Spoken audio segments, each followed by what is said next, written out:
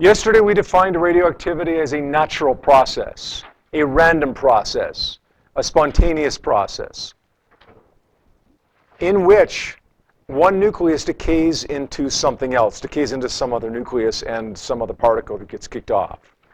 Can you explain to me why I use those terms natural, random, spontaneous, as opposed to just defining radioactivity as when one nucleus decays into something else? What's the significance of those words that I use, Micah? Good. We can't control it. We have no say over whether it's going to happen or not. We have no say over when it's going to happen. We have no control over it whatsoever. Now, you're going to see in a couple of days on Monday when we talk about half-life that we can make predictions based on statistics of what has happened in the past with the behavior of radioactive decay, but it's based purely on probability. Now, those guesses, those predictions based on probabilities work really, really well if we have enough radioactive material. If we have a big enough sample size, our predictions will work really, really well. But still, they're just predictions. There's no certainty whatsoever in any predictions that we can make about radioactivity because it happens when it wants to happen. We said that the resulting radiation, the little chunks that break off, not the leftover big nuclei, but the chunks that break off are what we call ionizing radiation. Can you explain to me what that term ionizing means?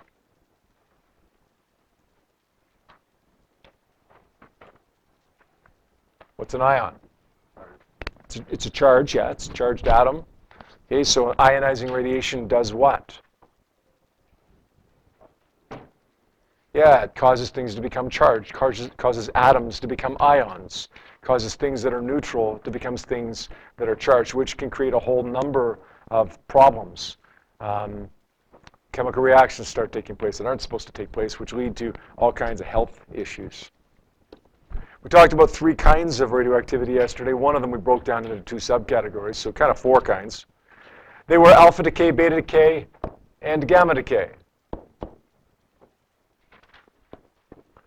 An alpha particle that's broken off of a big nucleus will look like this, 4,2 alpha. That means it has 2 protons and 2 neutrons. The other symbol that we can assign to an alpha particle is what?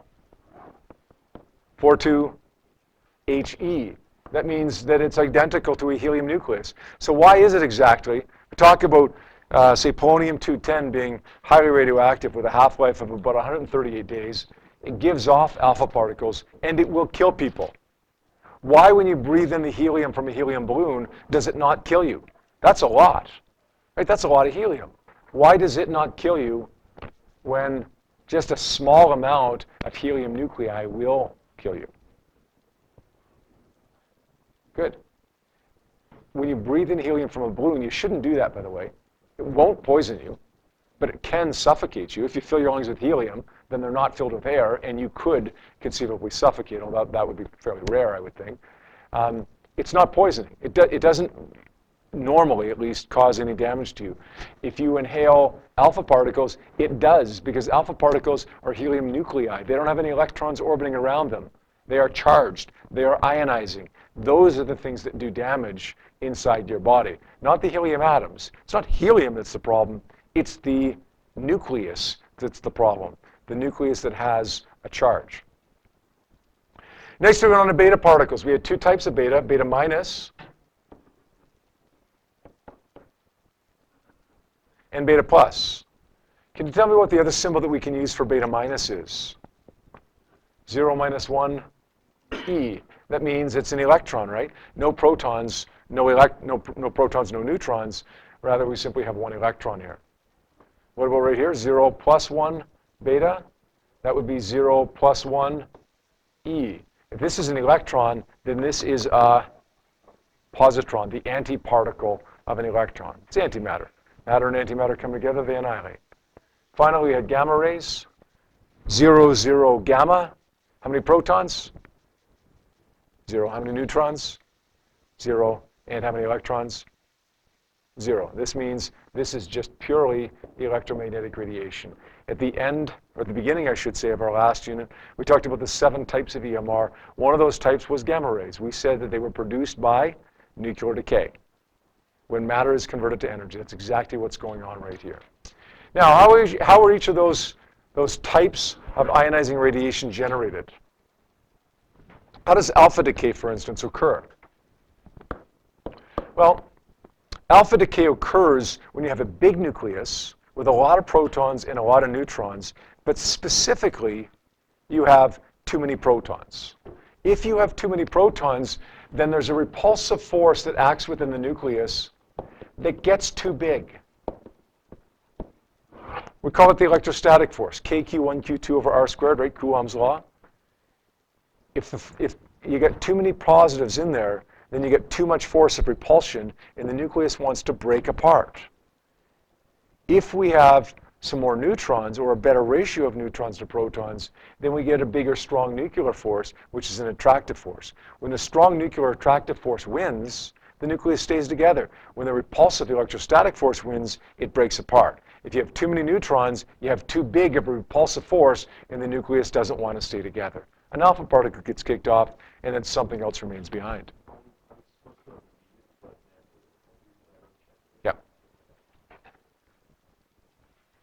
What about beta minus decay? Well, beta minus decay occurs when we have too many neutrons. Not because the repulsive force is too big. In fact, when you have more neutrons, it actually increases the attractive force, the strong nuclear force. So we've got a stronger strong nuclear force, a stronger attractive force keeping it together. Why would it break apart? Well, the reason it would break apart is because when we have too many neutrons, the nucleus is not energetically favorable. It's not in an energetically favorable state. So what happens? You want to make it an energetically favorable state. So a neutron changes into a proton. Look, you got too many neutrons, not enough protons. Let's change a neutron into a proton. But that violates the law of conservation of charge. So there must be something else created there as well. Besides a proton, what else would it be? The electron. Something that's negative, right? Positive and negative make neutral. We start off with neutral, we end off with neutral. A neutron changes into a proton and an electron. The neutron is gone. The proton stays in the nucleus because it's part of the nucleus club. The electron doesn't. It leaves the nucleus because it's not supposed to be there. There aren't supposed to be electrons in the nucleus. That electron is the beta particle. Beta decay, beta plus, occurs once again because we have too many protons.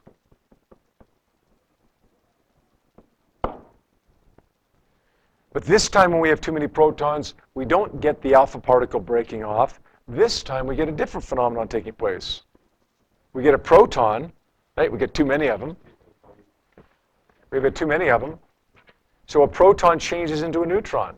Too many protons, not enough neutrons. A proton changes into a neutron. But there has to be something else as well, because positive can't change into something that's neutral. What else have we got to have here in the products? We have to have a positron, something that's positive but is not a proton. A positron. That's our beta plus particle. That's the antiparticle of an electron. Finally, gamma decay occurs as a byproduct of something else. Let's say beta negative decay has occurred. The nucleus is left in an excited state. You've got a nucleus in an excited state, but it doesn't want to be there. It doesn't like being excited, so it goes back down to its normal state, and as it does that, it gives off energy. Okay, the energy that it was excited with, it gives it off. That energy is given off in the form of a gamma ray photon. So as it goes back down to its normal state, it gives off electromagnetic radiation, it gives off gamma rays. So three of these things, alpha, beta minus, and beta plus, are particles. EMR, it's a particle in a sense, but it's a particle of electromagnetic radiation with no mass. Yep. Right. Yes, and we'll talk about that in a few minutes. But the answer to the question, for those of you who didn't hear the question, since gamma rays don't have any charges, are they harmful to you still? Yes, they're still considered to be ionizing radiation, and because of that, they're still harmful to you. Although, in one aspect, they're less harmful than the other types. But there's kind of a balance that we have to strike, and I'll explain that in just a few minutes here. Yep. So, in over gamma, Yep. Yep. Normally it's gamma. Normally it's gamma. In cancer treatment, we normally use gamma ray treatment. What happens is at the hospital, they'll have radioactive material. They'll have radioactive material that will normally probably undergo beta decay. It undergoes beta decay on its own when it wants to happen, although if we have enough of it, we can make some pretty good predictions based on statistics as to how quickly it's going to happen. Okay? But it happens on its own. As a result of that decay occurring, there's also going to be gamma radiation produced. It's normally the gamma radiation that's produced that we use to attack the cancer cells. If you have a tumor in one particular place of your body, let's say, a tumor in your lung, lung cancer, sometimes they'll attack it with gamma rays. Gamma rays, we'll talk about the ability to do damage and how much damage it does a little bit later. Okay, that'll go back to Patrick's question. But essentially, gamma rays will do damage to cells, both healthy and non-healthy cells. The idea is that we zap the tumor that's in your lung with a single gamma ray. That will do damage to the cancer cell, but it will also do damage to the cell that's in front, to all the healthy cells that are in front of the cancer tumor. So we zap it over here, and zap it over here, and zap it over here at different angles. Where do all those rays come together? At the tumor. So we get, in a sense, constructive interference taking place at that point, which obliterates the spot where the constructive interference took place. It still does damage to the healthy cells around it, but not nearly as much because you've only got one beam going through each place. Does that make sense? So it's gamma rays that we use. They are harmful. Okay? Gamma rays are harmful. If you have gamma ray treatment for cancer treatment, it's harmful to you. But it's kind of one of those risk-benefit things, right? There's a risk to it. Sure there is. Do the benefits outweigh the risk? Normally they do. Normally the benefits outweigh the risk. You buy yourself survival, usually. Let's talk about another term now called ionizing potential. Patrick asked the question a few minutes ago. Are gamma rays dangerous? Yes, they are. They are because they're ionizing radiation. Well, how much ability do they have to ionize atoms? What is the ionization potential of all these different types of radiation? Well, for alpha particles, the ionization potential is very, very high. They will do damage, severe damage, to cells, both healthy and non-healthy cells. Gamma rays, I don't want to say that it's a low ionization potential, but it's the lowest of the three. Beta rays, whether they be beta positive or beta negative, they're kind of medium. They're in between. Alpha particles do a lot of damage, and that can conceivably, depending upon what your purpose is, be a good thing. Normally it's not. Normally it's a bad thing. Again, depending on what your purpose is. Gamma rays have the lowest ionization potential, but they still will damage cells.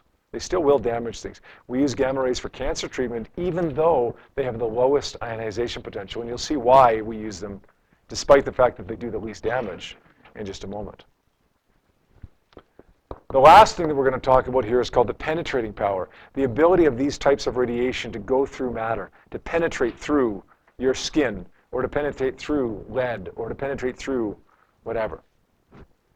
Alpha particles have a very low penetrating power. In fact, if you have any bright ideas, one day you decide, I don't like Mr. Dickie anymore. I want to assassinate Mr. Dickie with an alpha ray gun. Go ahead. Make my day. Bring in your alpha ray gun. My shield for your alpha ray gun will be a couple of pieces of paper, and that will shield me just fine from your alpha ray gun. Alpha particles have a penetrating power that's maybe in the range of a sheet of paper. It's very, very low. Go ahead. Well, what would we use it for? I mean, it's a naturally occurring process. So I'm sure there are technological applications for it, but it's not a matter of us inventing it. Okay, what are we going to use it for? It happens. Okay, it happens. It just happens in nature. Now, there are things that it's used for. Some smoke detectors. Two kinds of smoke detectors you have in your house. One's called a photoelectric smoke detector, One's called an ionizing smoke detector. Okay, and one of them, I forget which is which, but one of them is good at picking up, like, big fires. One of them is good at picking up smoldering fires. So ideally, you'd have both of them in your house, right? Most people don't. I don't. But ideally, you'd end up having both of them in the house. The one that's an ionizing smoke detector uses, I believe it's Americanium-243, which is a radioactive element. There's radioactive elements in your smoke detector in your house as we speak. And it produces alpha particles. And it uses those alpha particles. You'll see an example problem with that in a few days, actually. It uses those alpha particles to detect smoke. Okay. Now, the amount of the radioactivity that's in there is quite small, so you don't need to worry about it, right? There's certainly more, you experience more background radiation due to the Earth every day. In fact, people 5,000 years ago experienced more background radiation than you do there. So it's nothing to worry about. Does it do damage? Yes, but your body is very good at repairing itself, and it would repair itself way quicker than the damage could be done. So it's nothing to worry about, but it's used. Okay. Yep. Well, eventually, well, you wouldn't change the material, you'd just change the whole smoke detector. But eventually, yeah, it would decay to the point where it wouldn't work anymore. Yes. But they say you should replace all of your smoke detectors every 10 years or so anyways, whether they're the ionizing kind or the photoelectric kind. Okay, I had a problem a few years ago. It happened 2 or 3 times in the middle of the night where my smoke detectors went off in the middle of the night in my house, which is kind of a scary thing, especially the first time that it happens. So I've done that. I mean, I'm supposed to vacuum them out to get the dust out and replace them every 10 years or so, and I never vacuum them, and I never replace them. Well, after that, I replaced them. Then I vacuumed them a few times after that, and now I don't again. I'll just replace them in another 8 years.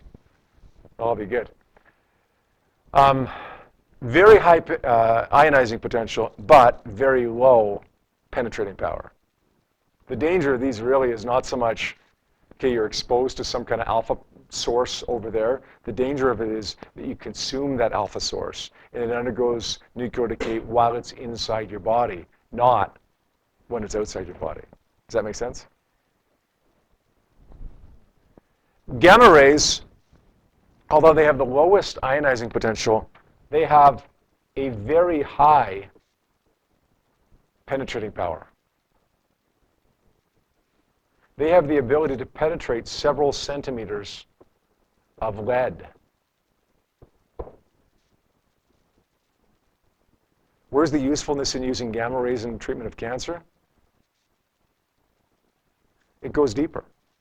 Right? They have a lower ionizing potential. They do less damage, but it goes deeper. Now, the lower ionizing potential is kind of twofold. Okay? It's a bad thing in the sense that it does less damage to the cancer cells. It's a good thing in that it does less damage to healthy cells, right? If it penetrates like that much, how can you let the doctor hide? Well, yeah. Well, the thing is, it's directional, right? It's aimed. It's not just random gamma rays all over the room, right? That X-ray technician, that's a good question. The X-ray technician, when they give you the X-ray, they always hide behind the wall, right? I'm not sure what that wall is made out of, whether it's lined with lead, or I would suspect it might be. I don't really know that. But in the end, it's more of a precaution because you're aiming that X-ray at the person's arm or at the person's jaw or at the person's rib or whatever. You're not aiming that X-ray in a random place, right? So presumably, if you're not in the path of that, then you're okay. Remember, that's an X-ray too, not a gamma ray, right? But they're both ionizing, and they both can cause damage. Just X-rays a little bit less so. No. It would give off 1 or 2. It's never going to give off alpha and beta, but gamma, remember, is a byproduct. So gamma can be in combination, but alpha and beta can't come at the same time. Now, what can happen is that a radioactive material can give off, say, beta, and then it can be left as another radioactive nucleus, which will give off alpha, but that would be a 2-step process. Beta particles, somewhere in between. They'll penetrate 1 to 2 centimeters of flesh, of human flesh. Okay, so certainly much higher than maybe a piece of paper that alpha particles will penetrate, but certainly much lower than gamma rays, which penetrate several centimeters of lead.